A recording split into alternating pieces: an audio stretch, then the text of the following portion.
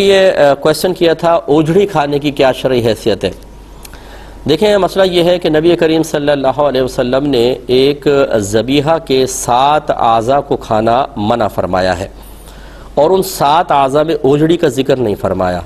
لیکن فقہا نے دیکھا کہ جن 7 اعضاء کو سرکار نے منع کیا، ہر ایک کے اندر ایک چیز مشترک ہے، اور وہ یہ کہ اس عضو کا کسی نہ کسی گندگی سے اتصال ہے۔ تو بس انہوں نے یہاں پر قیاس کر کے اوجھڑی کو بھی منع کیا کہ 7 چیزیں تو نبی کریم صلی اللہ علیہ وسلم نے صراحتاً منع فرمائیں، لیکن چونکہ اوجھڑی کا ذکر تو نہیں ہے، لیکن یہ بھی گندگی سے متصل ہوتی ہے، لہٰذا ہم اس کو بھی شامل کریں گے، لہٰذا فقہا نے پھر منع فرمایا کہ اوجھڑی کھانا منع ہوگا۔ نبی کریم صلی اللہ علیہ وسلم نے جن 7 اعضاء کو کھانا منع فرمایا اس میں تو اوجھڑی شامل نہیں تھی، لیکن چونکہ ان 7 اعضاء میں سے ہر ایک کا گندگی کے ساتھ اتصال نظر آیا، تو پھر فقہا نے اسی علت کی بنا پر اوجھڑی کو منع کیا۔ اب شرعی حکم یہ ہوتا ہے کہ جب قرآن کی نص قطعی سے کسی چیز کی حرمت ثابت ہوتی ہے تو ہم کہتے ہیں یہ حرام ہے، جب حدیث سے ثابت ہو تو ہم کہتے ہیں مکروہ تحریمی ہے، اور یقینی سی بات ہے کہ جب فقہا کے اجتہاد سے کسی چیز کی حرمت ثابت ہوگی تو ہم اس کو ذرا ہلکا حکم دیں گے، کیونکہ یہ حدیث سے ہلکا ہوتا ہے تو ہم کہیں گے یہ مکروہ تنزیہی ہے۔ اگرچہ بعض علماء نے ہمارے اس اوجھڑی کو مکروہ تحریمی ہی لکھا ہے،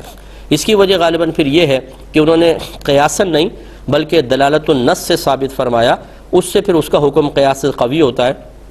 لیکن یہاں ایک مسئلہ یہ ہے کہ اب اوجھڑی بہت ہی زیادہ کھائی جا رہی ہے۔ میں خود لاہور میں دوران تعلیم طالب علمی وہاں رہا ہوں، اور وہاں میں نے دیکھا صبح ناشتے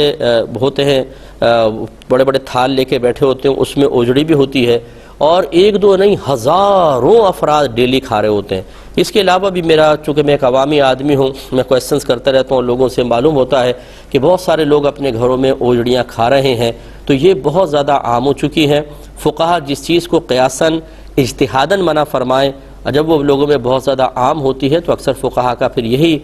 معاملہ ہوتا ہے کہ وہ اپنی رائے کو واپس لے کر حکم کو ہلکا کر دیتے ہیں۔ اب چونکہ یہ بہت زیادہ اس میں عموم بلوہ نظر آتا ہے، لہٰذا ہم تو اس کے مکروہ تنزیہی ہونے کے قائل ہیں، یعنی ہم یہ کہتے ہیں کہ اوجھڑی کھانا مناسب نہیں ہے، شریعت کو ناپسند ہے اتصال گندگی کی وجہ سے، لیکن اگر کوئی کھائے گا تو گناہ گار نہیں ہوگا۔